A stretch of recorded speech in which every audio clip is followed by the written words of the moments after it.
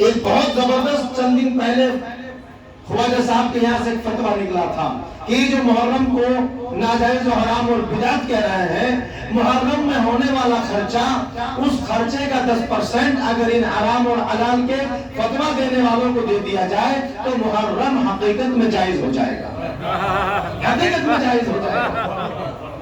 ہے نا؟ ایسا ہو رہا ہے،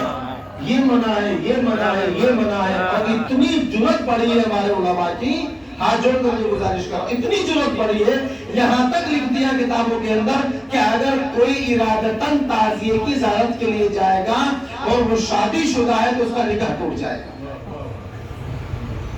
اس کا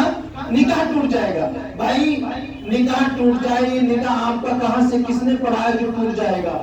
تعزیے سے اس نکاح کا کیا تعلق ہے؟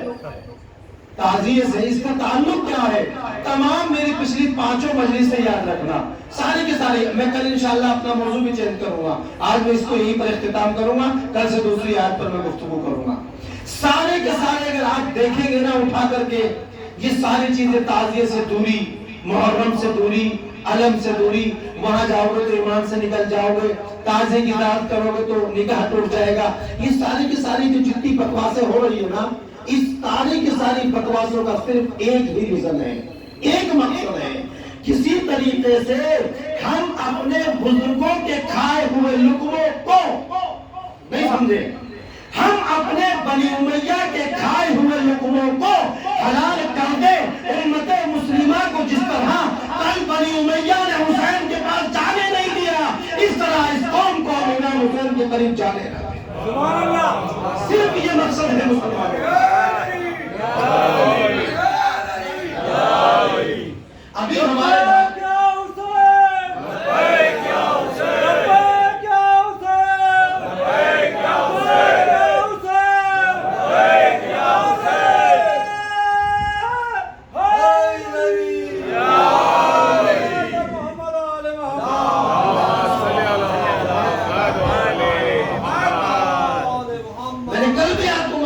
ہماری بات سن کر عمل نہ کیجئے، تحقیق کیجئے آپ جا کر کے جن کتابوں کے اندر ایسا ہے کہ نہیں ہے۔ ہم یہ کہتے ہیں جب آپ علم کے پاس آئے، تعزیے کے پاس آئے، اس کو بھی جا کر کے دیکھیے کہ یہ بزرگوں سے تمہیں وراثت میں ملا ہے کہ نہیں ملا ہے۔ ابھی ہمارے کچھ ساتھیوں نے لوہا پڑھا، کچھ رو رہے تھے،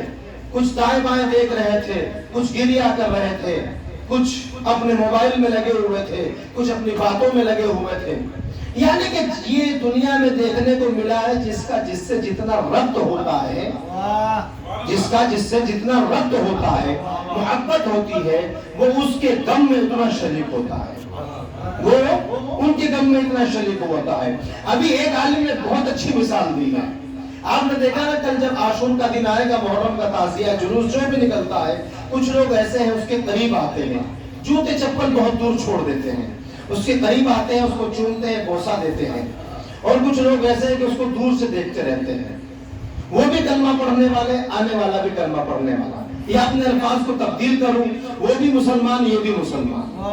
تعزیے سے اب تک کبھی ہم نے دیکھا ہے، اور ہمارے آپ لوگ بھی جانتے ہوں گے، نیوز میں پڑھی، آپ اخبارات میں پڑھی، آج تو سوشل میڈیا کا زمانہ ہے، ایک سے ایک شاعر، ایک سے ایک کوی امام کی شان میں ایک سے اشعار لکھتے اور کہتے ہیں۔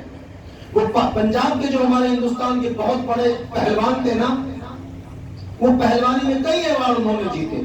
ان کا پوترا بہت دبلا پتلا، انہوں نے اس کو، ان کے بیٹے نے پڑھانا چاہا لیکن وہ پڑھنے میں تھوڑا سا کمزور تھا، تو ان کے دادا جو پہلوان تھے انہوں نے کہا نہیں، ہمیں اس بچے کو پڑھانے کی ضرورت نہیں ہے، ہم اس بچے کو اپنی فیلڈ میں اتاریں گے، اس فیلڈ میں ہم تھے۔ تو محلے والوں نے مشورہ دیا کہ آپ کی فیلڈ اور یہ بچہ بالکل دھاگے کی طرح سوکھا ہوا ہے، یہ کیا کر سکتا ہے؟ تو ان سردار جی کے بازو پہ بندھا ہوا ایک تعویذ تھا، کہا مجھے جانتے ہو آپ، اگر آپ میرا بچپنا دیکھ لو تو میں اس بچے سے بھی سوکھا اور دبلا پتلا تھا، تو آپ نے اتنے بڑے بڑے پہلوانی میں آپ نے کیسے جیتا؟ آپ نے اسٹیٹ لیول جیتا، آپ نے بازو کے ہماچل، اتراکھنڈ، یو پی کئی اسٹیٹ وہاں سے آپ نے جیتے، شیلڈ لے کر کے آئے ہیں۔ کہا یہ تو مجھے بھی نہیں پتا، جب میری ماں نے میرے پہلی دفعہ یہ تعویذ باندھا تھا